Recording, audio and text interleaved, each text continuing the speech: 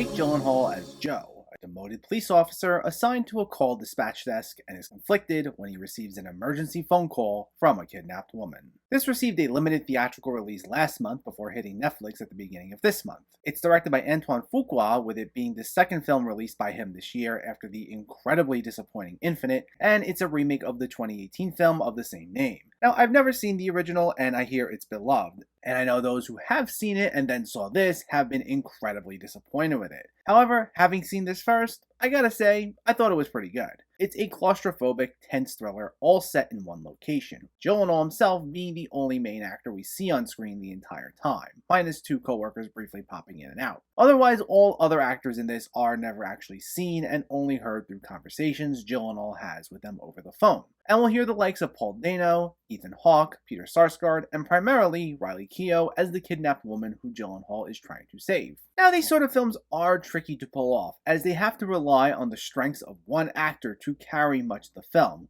with movies like The Shallows, Buried, and Moon being some recent examples. But it can be done successfully, like the films I just mentioned, and that is the case once again with this film. The main reason this works as well as it does is due to Jake Gyllenhaal's performance. He does a phenomenal job here as our very conflicted protagonist, who's channeling some personal demons, like a court case over an incident from months prior, all while trying to stay focused and help this kidnapped woman. His journey is one that's filled with self-reflection and grappling with past sins, and his arc does a solid enough job of tying things back to real-world issues, even if it doesn't exactly address them on a grander scale. But I also did like the way his own personal journey was closely linked to him trying to save this woman. Though the film succeeds not just because of how solid Gyllenhaal is, but also due to Fuqua's direction. Filming with a lot of tight close-ups and atmospheric shots in the darkly lit room, Fuqua manages to make us feel like we're right there with Gyllenhaal, striking a solid balance between quick cuts and lingering shots to make you feel like things are moving, even though we never actually leave the room.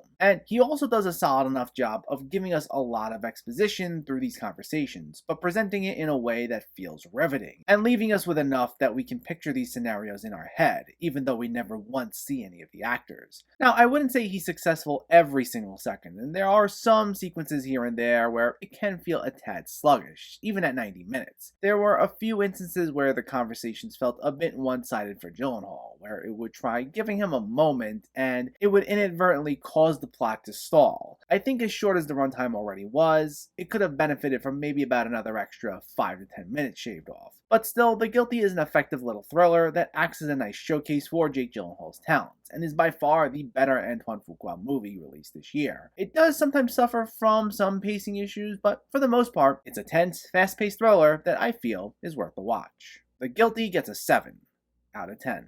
So let me know, did you see The Guilty, or are you planning to see it, and what were your thoughts? Did you like Jake Gyllenhaal's performance? Does it hold up to the original if you've seen that? Let me know in the comments below so we can discuss. Also, if you enjoyed this video, please like it and share it, and for more movie reviews and film discussion, please make sure to hit that subscribe button to stay updated. Thanks for watching everyone, and keep having fun with film.